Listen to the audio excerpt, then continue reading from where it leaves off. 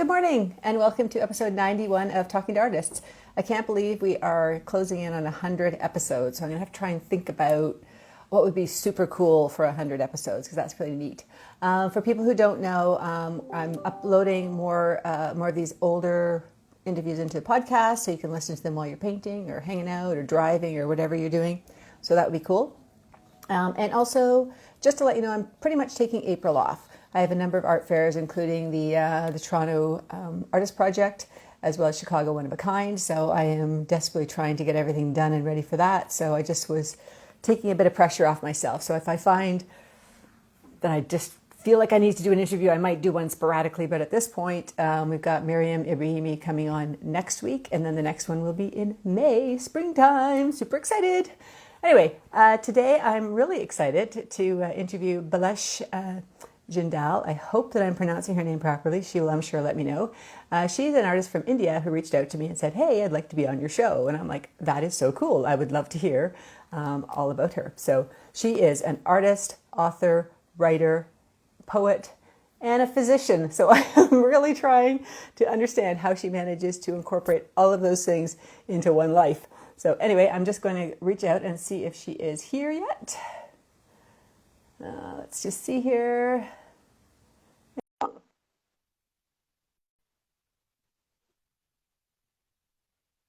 And hopefully she can join us. Oops. Okay. Hello. Hello. Hello. How are you? I'm good. I'm good. Excellent. This is wonderful. Let me compliment you first at how much you do. I've been admiring your shows and all the stuff that you're doing. And you are so full of energy and, about the art. You're so enthusiastic. It inspires me a lot. Oh, well, that's awesome. It's interesting because when I look at my podcast and I go back and look at my stats, there are quite a few people from India who listen. I'm like, how do they even find me? But I guess I know how now. Thank you.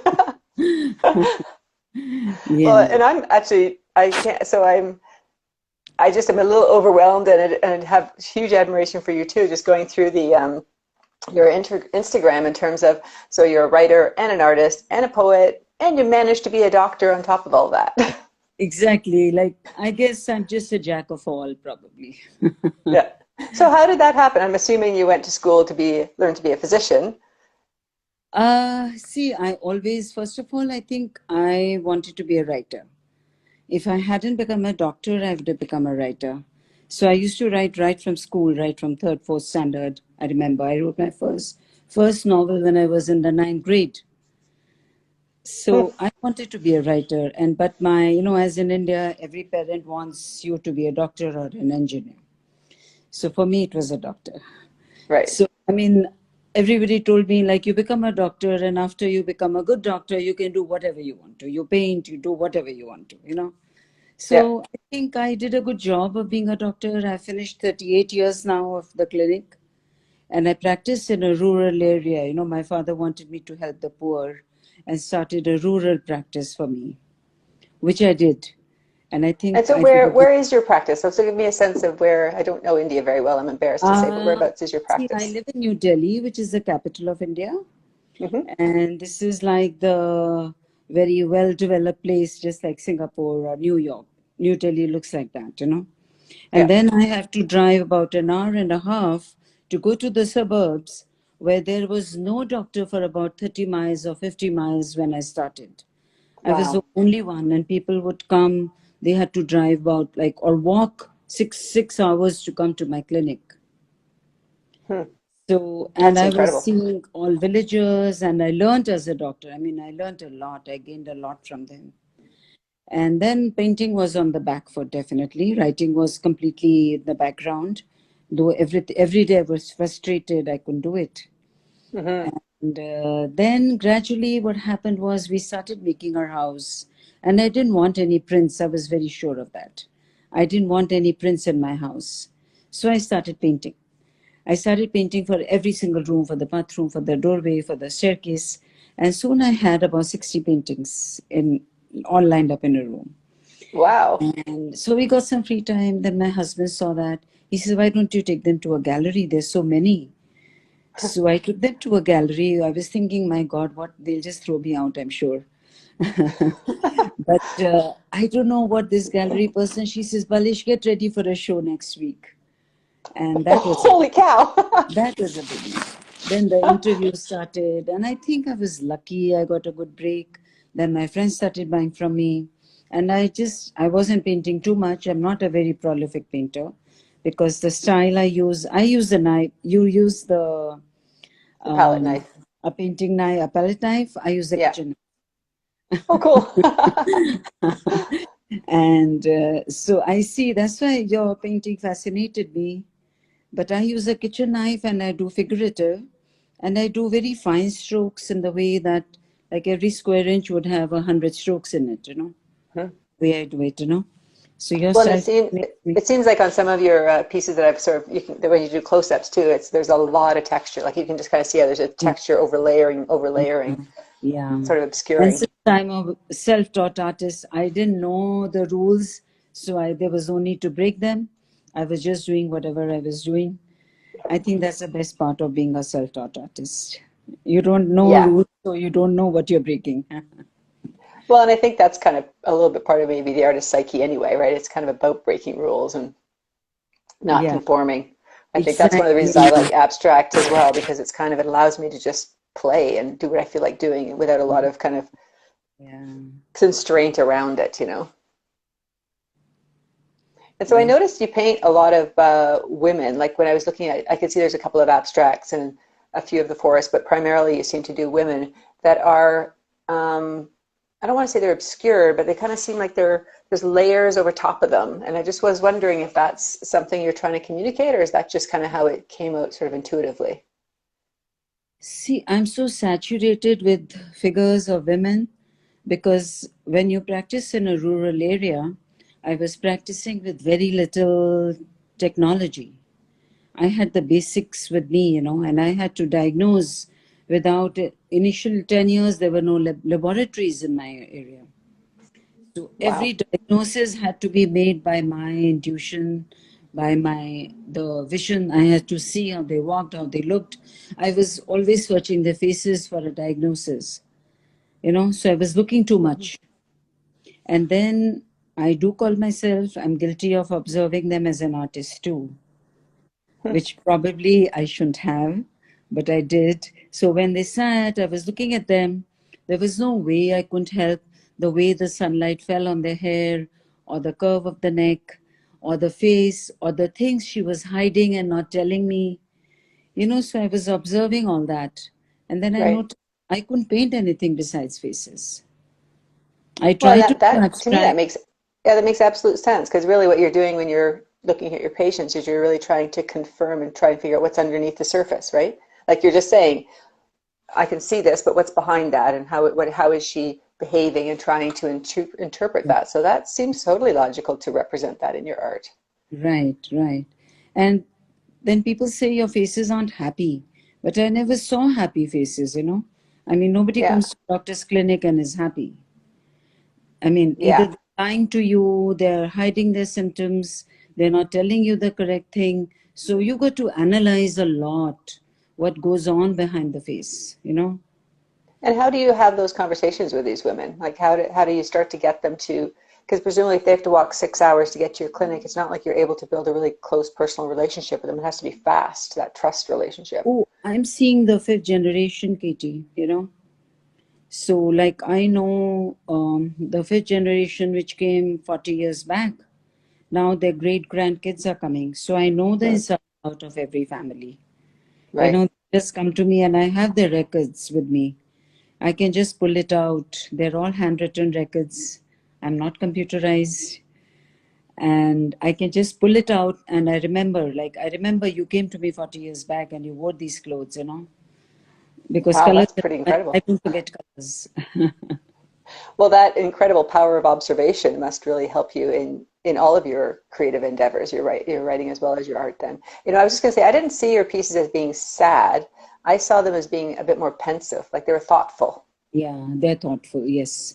I'm Yeah, glad you're but saying like they're not sad because many people say they're sad, but I don't think I'd say they're introspecting, they're looking inside, they're thinking, and they're pensive. That's very mhm. correct. I think that's the way I want to project it. Yeah, well, I think you've done a really beautiful job. I think they're really, they've got a really lovely quality to them. I'd love to see them in real life one day. Yeah, I Next hope time I'm so in too. India, you know. I know, I do hope you come to India, but one regret I have is that I'm not a full-time artist. I'm trying to be. I Mhm. want to take part in shows like your art project and, have shows abroad in the US because my Yep. children live in the US, so I travel there twice or thrice a year. Oh, absolutely. You should Yeah. do that then. Like, yeah, I noticed that you said you'd done Art Basel Miami. Yeah, I was there, yes.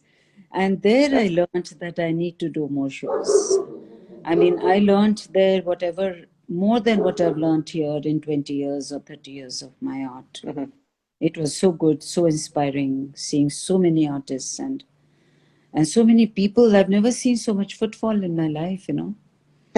Yeah. It was Well, I think it's amazing. also, I always find doing those shows too, it kind of, it's great to be able to broaden your community, and the more people you can talk to, the more people you understand what's going on and just seeing different types of art. And I think also understanding, for me, it was helpful to understand, that there's somebody for every piece of art. Like, even if you Exactly. have something really unusual and obscure, there's going to be somebody out there that's going to love it the same way that you loved it when you produced it. And you can't say one art is bad or one art is good. It's so subjective. Everybody's Hmm. doing their best, I'm sure. Yeah, and I think that everybody has their own inspirations behind it. And I think one of the True. things that I've really missed through COVID, of course, as everybody else has, is doing these live shows where you actually are allowed to have conversations with people. And I think for art collectors too, to be able to talk to the artist about the inspirations, like even just this short conversation that we've had, it puts a Yeah, whole new light on your pieces when you kind of realize the background of where some of that stuff came from, and why these women look the way they do. And I think that's just awesome. exactly. That's so awesome. And it's so inspiring. I'm sure like this conversation will stay with me for so long. Hmm. So it must be, I can see how it would be really challenging. Like it's one thing to leave a corporate job and decide to become a full-time artist, but it Yeah. sounds like in your case it's going to be so difficult emotionally because you're probably going to be leaving those people a little bit in the lurch, I suppose. But I'm trying to reduce my clinic now. I go on alternate days, I think, thanks to COVID. So COVID has helped me a lot in this, I think. Otherwise, I was Hmm. sitting on the fence. Should I do full time, become an artist, or should I continue with my practice? But now I'm going alternate days. So I'm writing more and I'm painting more now. Mhm. And do your patients know that you paint? No, I don't think so. It would just be interesting to see how, if Where they was reacted to I seeing told you themselves. they're rural patients, so and getting personal with them is kind of not very. I mean, I'm personal to a level as a doctor. I'm close to them, but not as a human being. I can't Yeah. afford to do that. Yeah, I could totally see that. That would be probably too difficult for you to That be able to actually opens another emotionally handle. Pandora's box, if I do that. Yeah. And so, if you are successful in kind of moving from being a full-time doctor to being a full-time artist, I'm assuming that includes your writing and your poetry as well as your fine Yes, art. Does it? yes. Yeah. I have a memoir coming out next month. I finished that book too. So I've written two Oh, books in COVID, yeah. One is yeah. about, I saw the. yeah. Excuse me. I saw the one you wrote, the 100 Dreams. Looked like it was. So if I saw correctly, because like I have to tell you, I want to see more information on your Instagram posts of what you're doing and what your inspirations are. It's so You sparse. know, I'm I not so media savvy. I just admire your website and the way you post. I don't think I can do it. I need to learn it from my children, I think. Well, no, it's interesting though because you're a writer, right? So I think that like some of the posts I was looking at, I'm like, I just feel like you've given me just the tiptoe of what that piece is or what you're Yeah. doing, and I would love to have more detail. But it did seem like your book launch. So from what I could gather, so it's from your travels, Yes. and that you had a big book launch with lots of like pretty big famous people there, which is super cool. Yeah, that was a good launch. I think people were sick of sitting at home, so they came. Or maybe it was just a really good book.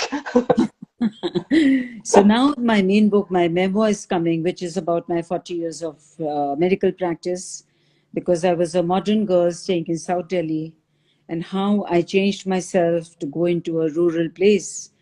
Like initially, my first day, I didn't even feel like touching his hand and taking his pulse. because his hand was so sweaty, this laborer, So Right. how I had to change myself and how I had to change my clothing because I was used to wearing trousers and shirts and everything. So And you had to be I more traditional when you were in the rural areas? wearing thick cotton saris. I would wrap myself so my skin wouldn't show. I wanted them to look at my face, not at anywhere else. So I changed my complete. I tied my hair in a bun, and because people were leaving the clinic, they would peep in and leave. They thought I was too young. I was just 24 when I started, Right. so I had to make That's myself just look so 20. interesting that you have to sort of change your physical appearance to be able to, for Yeah, people to be able to appreciate your kind of intelligence and experience as a doctor. yes. And India is probably different from maybe America. Maybe in America you won't have to do that, or Canada. I don't know. Well, The West. I think if you're really young and you look really young, I think that you're going to have that problem anyway. It sounds to me like you had on top of that, though, you had the cultural generational challenge Yes, of being more yes, traditional so that people would trust that you understood their traditional ways and would understand that when they were talking to you. yeah. So that was a difficult journey, definitely. A lot of resentment too. I'm not saying it was a happy journey. Hmm. Resentment, like every day when you leave your house and you go into a rural area and the 25 people are touching your feet and you're my mother, you become what you are not. Right. That's really interesting, and I can really start to see why you would feel this maybe internal need to kind of express yourself the way you really are, as opposed to the way that people perceive you to be. True, true, true, true. I'm so glad I could talk to you. Yeah. Well, I would love to do a show with you. It'd be really fun to actually meet you, Yeah, in, I don't know, San I'll travel Diego or New to York Canada. and go I'll and have a travel glass of wine. anywhere. You call me, I'll travel anywhere. I'm ready to do that now. Okay. Yeah, once we can. So Yeah. tell me about your book, 100 Dreams. I think that, because it sounds like that was based from your travels. So obviously you love to travel. Okay, yeah, we do. The thing is, my son has been there for about now 20 years, no, 18 years. He And went there where's he for located? he went for his undergrad, then he stayed back. Now he's working there. He's in Washington, D.C. I And was so just we've about to been do an art visiting. show in Washington, D.C. In two Yeah, weeks. yeah, he's got me in touch with the gallery, but I'm just too lazy to go there also. Anyway, so every time we visited him, we would take a break in Europe. That's how we managed to travel most of Europe. So I collected pictures of benches for over 10 years now. So then I realized I've got 100 benches. And I used to keep writing poetry too, and it didn't take much time. I had my 100 poems ready with the benches. All I had to do was mash them. Some I had to write new, and my book was ready. Everything was done in those 10 years. Wow. And so why benches? I don't know. They just fascinated me. I did it as a very abstract thing. Wherever I went, I would take a picture. 10 years back, I didn't know I would make a book of this. I Hmm. would take benches wherever I traveled and empty benches. They just fascinated me. I thought it So was no like people on them. a beginning of a story or maybe an end of a story. Like somebody Right. sat there, went away, left some feelings behind. Uh, that's how I took them, I think. Oh, that's beautiful. And so you wrote all the poems that went with the benches as well. And the poems, no, the poems are not about benches. The poems are about, I kind of envisioned every situation in life which one can come across. It could be failure, it could be celebration, it could be loss, it could be when you are at crossroads. So each poem, and some poems are obviously for my children when I'm no longer there. So, like, when girls, they're told that you're not enough, the children feel they're not enough. So, a lot of poems are about that you are enough. Keep your irregularities with you, don't become perfect. I mean, Hmm. that's Yeah. what I mean for my children, never become perfect. Yeah, I think that's definitely a good message. Or, just embrace your differences in Yeah, yourself and in other people too, right? yeah. And so when do you anticipate your memoir to come out? I think next month the book is Oh, done. wow. It's with the publisher. So my publisher just called me that there's a shortage of paper because of Ukraine. I don't know why. I know So, there seems to be a shortage of everything right now. so it's got delayed probably 15, 20 days. So I'm coming to the US next month. So I'm coming for 4 weeks. I'll be spending with my children now in April. Oh, that'll be nice. In Yeah, Washington. in Washington, yes. Yeah. So We'll then all be in maybe, the US in Chicago, but at the end of April. oh, you will be in Chicago? Yeah. I'm doing the What, Chicago one of a what kind. month? Hmm? Which month? April? April. Yeah, it's April 29th, I think. Oh, wow. Yeah. Okay. April 29th. Okay, I'm leaving on 5th of May. Hmm. Well, I can't visualize, it's terrible. I can't visualize how close Chicago is to Washington. Probably not that close, but But you're doing a lot of shows, right? yeah, I typically do about 20 or 25 shows a year. But of Oh, course, the last 2 years, everything's been shut down and now everything's compressed. So it feels like it's gone from, kind of famine to feast where there was nothing going on and now everything is happening in a very short period of time. So, suddenly it's happening. I think COVID is kind of people have lost their fear of COVID now. well, I think that it feels like people are just sort of having to adjust to the fact they're going to have to accept this is part of our new True, true. reality, you know. So it's a Yeah, bit weird. Toronto's been really, Canada has been very much more closely shut down certainly than the US. So for us, it's more yeah. baby steps, and people are still nervous, I think. So we'll see. Yes, I mean, people, we are nervous. I mean, we don't want to, we are always with a mask on. Hmm. Yeah, it kind of feels like it's just not worth risking it. But at some point, you kind of have to continue to live, right? You can't just I live agree. in I fear. mean, what, 2 years was more than enough, more than enough. Yeah, 2 years. yeah.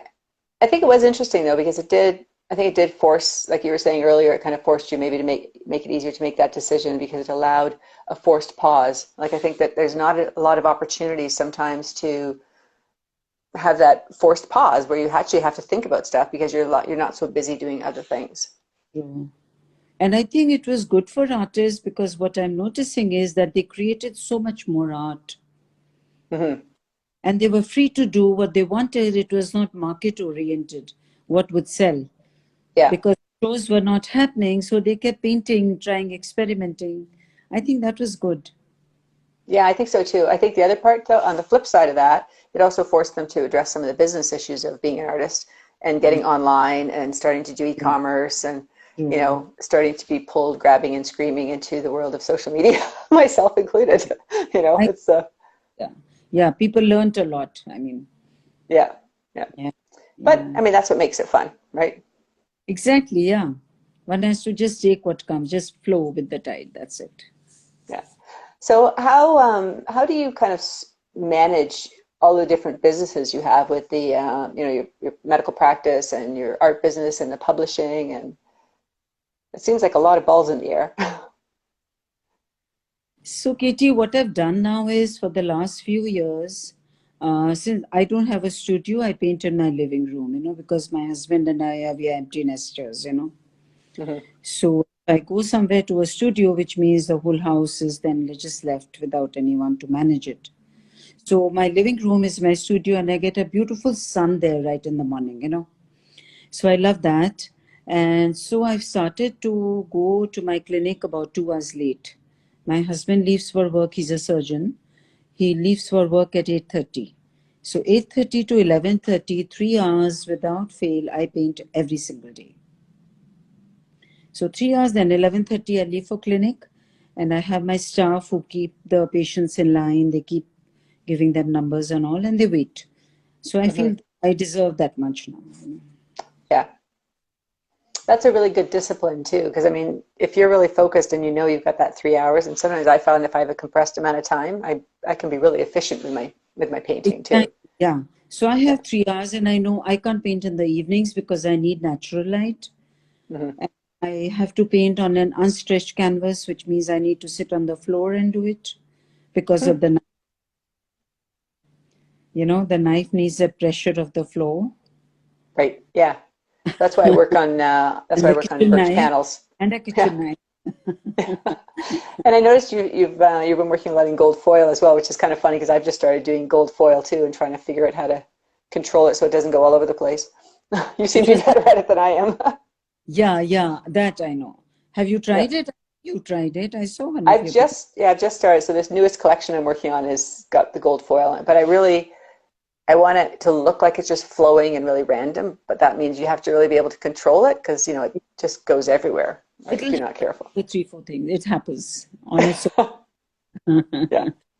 I know it's like in your hair and, you know, but Yeah, yeah, that's, it does, I know. But you got to switch off everything, every single thing, you know. The yeah, fans, ACs, everything has to be off. yeah, for sure, for sure. And so what's kind of next for you? Like, what are you kind of after you, so obviously you're working on your book, but it sounds like your part's done and now you're just waiting for the publisher to print it. So what's kind of your next big See, thing you're working on? done as far as the book is concerned. Maybe I'll have a physical launch. I'm not sure. Depending on the COVID situation, I'll have a physical launch, I think. I would. And then I That would want be to fun. paint full time. I want to paint like more since I'm going only alternate days to the clinic now. So I can 5, 6 hours now at a stretch now. I want to Right. make a new collection, which I'm working on, you know. And can you talk about that one? Is it going to be women as well, or are you still figuring it out? I am trying abstract, but I can't force myself to do it. Well, you I shouldn't then. said it's not exciting me. It's not exciting me. So I think I'll just continue doing women. But maybe like what I'm trying now is making it more abstract. That's what I'm trying. Figurative, Yeah, like, I noticed. I just definitely noticed that from going back to your earlier ones, which were yeah, more graphic, and then the ones now, like the one that you just used for the Talking to Artists post, yeah, is more yeah. abstract. And maybe Yeah, change my color palette a bit because I noticed in Florida, like a lot of people came and they said, oh, these bright colors jump at us. They wanted pastels, you know, which I'm yeah. surprised about. Like, although I sold 2 or 3, but they were all pastels, you know. And in Well, and I India, think nobody likes pastels in India. Well, I think that maybe I know in Toronto as well. Like I find in Toronto too, though I've learned, you know, we tend to have dark wood floors and dark furniture, and you know, in this winter we don't have a lot of light, so therefore people like that punch of color. Oh, But in the southern climes, you know, their decor is very very light. You know, they often have bleached floors and white walls and white furniture, which means if you have a really exactly. dramatic painting, then it kind of takes over the room. They takes over, yeah. Yeah, And they all seem to have grays, like pastel grays and pastel blues. Everybody. yeah. That's what I noticed. Even my son has a gray one. He doesn't put up my pictures because they're too bright. Oh, really? Yeah. Because his whole thing is gray, you know, gray and white. Yeah. Well, I know. I think this is again where we were talking about before. You have to find the people that love your work. Like I definitely, obviously, work in a lot of strong color. I do Yeah, modify it a work with lit. very bright colors. Yes. Yeah, but I modify it if I'm going to San Diego or Florida. I tend to do more Okay. aquas You and would stuff like change it that. then? Would you Yeah, change your? Oh, really? I yeah. didn't. Well, partially because I think it's a challenge to kind of. I can't say if someone said to me, "Will you work in grays and browns and beiges?" Then no, I can't do that. I just don't feel those colors. But I Exactly. would move more to pale greens and more aqua versus deep blue, sapphire blues, things Yeah. like that. Because see, even colors have to excite you. You can't just force yourself to do it, you know. Yeah. Oh, absolutely. Yeah. Like you will never see brown in any of my pieces. Like I just don't even own I brown. know. I know.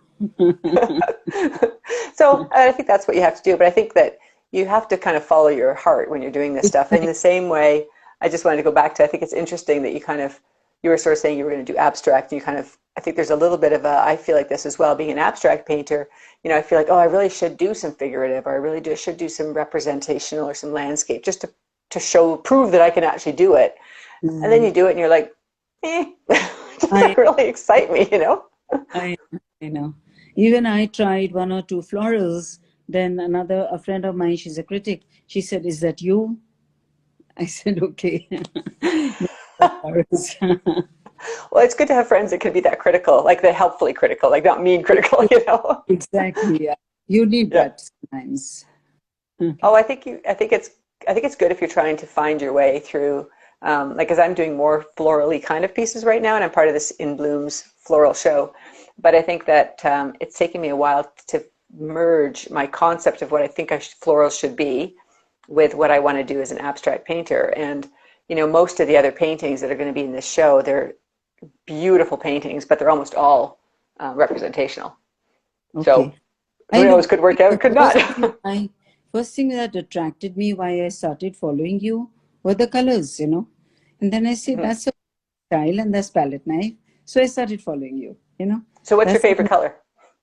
mine, blues and greens. Yeah. Yeah, I like the turquoisey blues, but I really like pink. Yeah. So I'm but there's only so many pink paintings you can sell, so I do have to Yeah. work that out. I can see an orange behind you. Yep. That Yeah, must be, that's actually one of the ones that's going into this floral show. So I'll show you. It's kind of that's very nice. Yeah. so you see, it's not really. That's kind Yeah. of my floral. So It's not lovely. really floral, Yeah. but we'll see. Hopefully it'll But sell. your Hopefully someone will style. love it. I mean, and I liked your style, the what you were doing, and it was very nice. Thanks. Yeah, it's fun. Okay, so I like to kind of end my interviews with if money, time, obligation was no barrier at all. What would your big hairy ass goal be? I didn't catch your question. Can you repeat it, please? So if money and time and obligation were no issue, what would your big hairy ass goal be? What's your goal? My goal, I think now, is to just write, paint, and travel. Three things. That's it. That's a good goal. And to That's do some art fairs in the US. see, after 40 years, I think money and time is all mine now. My children aren't here, were empty nesters. I have no obligations. I just need to stay healthy. I'm a fitness freak, by the way. I play badminton at a competition level. Oh, that's cool. So I do that. And so I think I'm kind of a free bird now. I mean, I like to think that, touch wood. Well, I So think that's a great place to be, and I think that you're smart to kind of grab the bull by the horns, as it were, and kind of just go and do it. I commit to I it and don't move want to forward. waste now. No more wasting time. Yeah. I have to paint as much as possible, and that's it. Well, that's awesome. Well, I've really enjoyed talking to you, and I'm Me so too. glad you reached out. Me too. And Yeah. I really hope that one day we will meet in person. Hmm. And hopefully we can meet sometime. That would be great. I'd love I that. hope to travel to Canada definitely. Okay. Well, just come in the summer, not the winter. Yes. Yeah. Oh, yeah. No winters. No. Although it has its own charm, but short period of time. One should avoid winters, I think. Yeah. And you're most welcome to India.